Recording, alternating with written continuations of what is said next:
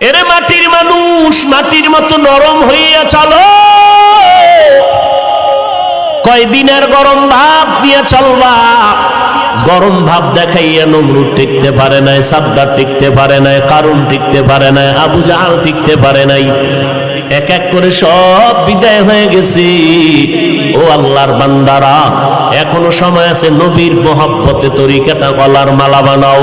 ও এলাকার মুসলমান, ও পর্দার আড়ালের আম্মা জানেরা, বোনেরা, ও বৃদ্ধ বাবাজি, মাটির মতো নরম তবিয়তটা, অভ্যাসটা অন্তরে নিয়া সন্তানগুলোকে আদর্শওয়ালা বানাও। দুনিয়া কিছুই না রে বাবা। আজকে আমি টাকার গরম দেখাই, আমার শিক্ষার গরম দেখাই, আমার গরমের মেয়াদ কত জানেননি? আমার বক্তাগিরির একটা গরম আছে। আমার মতো বড় কণ্ঠওয়ালা বক্তা বাংলাদেশে নাই।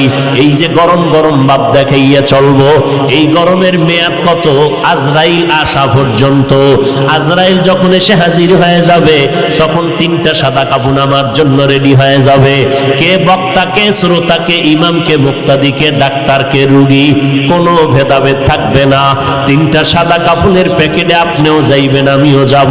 ওই প্যাকেটটা বানাইয়া যখন বাঁশবাগানে কবরের মধ্যে রেখে সবাই চলে যাবে, ওই কবরে কোনো ফেরেশতা জিজ্ঞাসা করবে না তুমি কয় নাম্বারের নেতা, কয় টাকার মালিক, তোমার বাড়ি গাড়ি কেমন, শিক্ষাগত যোগ্যতা কেমন।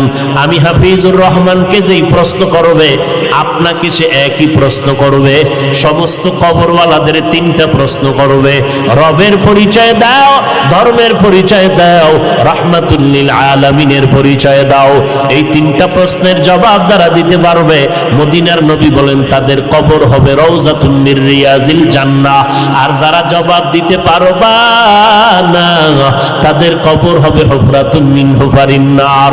এরে মাটির মানুষ, আমি তোমাকে অনেক সম্মানিত করে দিলাম। মাটি উপরে মারলে নিচে যায়, থাকেও পায়ের নিচে। কিন্তু মনে মনে ভাবিস না তোর সম্মান বুঝি মাটি পায়ের নিচে না। আমি আল্লাহ তোর সম্মান এত বাড়াইয়া দিলাম, দুনিয়ার সব জিন ফেরেশতা পর্যন্ত তোর গোলামির জন্য পাগল হয়ে আছে।